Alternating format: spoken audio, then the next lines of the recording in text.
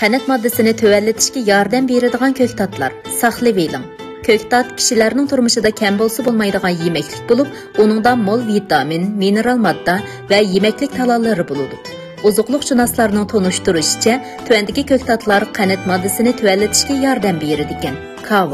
Kava tarkibida zo'r miqdorda meva yelimi bo'lib, uni kraxmal turidagi yemekliklar bilan birga iste'mol qilganda oshqozonning quruqtilishini kechiktiradi ekan. Kava tarkibidagi mikroelminit kobalit badandagi oshqozon osti bezi oralchi hujayrasini insulin ehtiyojli bo'ladigan mikroelminitlarga aylantirib, insulinning ajrilishini ilgari suradi ekan.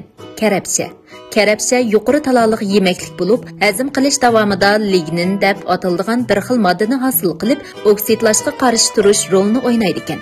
Karabsha va karabsha yupurmiqini ko'proq iste'mol qilib bersa, yuqori qon bosimi va qon tomir qatishishining oldini olg'ili bo'ladi ekan.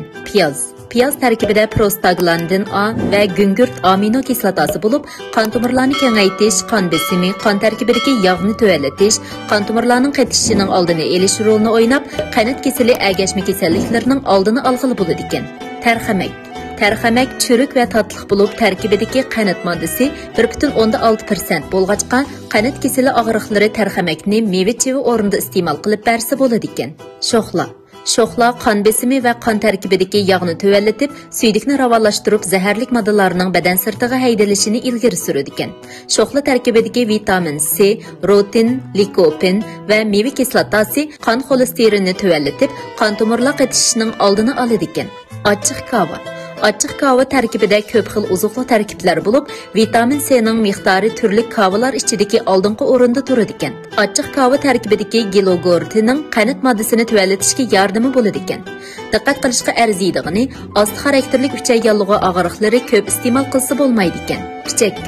Pichakgul tarkibidagi yepishqoq moddaning tarkibi amaliyotda yepishqoq oqsil bo'lib, u uchaydagi boshqa yemekliklarni qo'shib olib, qanat tarkibini qabul qilib oladi ekan. Uning bu xil roli tomoqdan keyin qondagi qanat moddasining o'rlab ketishini cheklab, insulinning ortiq ajrilishini saqlab, qondagi qanat moddasini kontrol qiladi ekan. Pichakgul tarkibida yana insulinning ajrilishida kam bo'lsa bo'lmaydigan magniy va sinik ham vitamin B1, vitamin B2 qatorliqlar bo'ladi ekan. O'sin tarkibida mol nikotinik kislota bo'lib, nikotinik kislota insulinni jonlantiradi ekan. Uni doim iste'mol qilib berganda qanat kasali bo'lishining oldini olishga yordami bo'ladi ekan.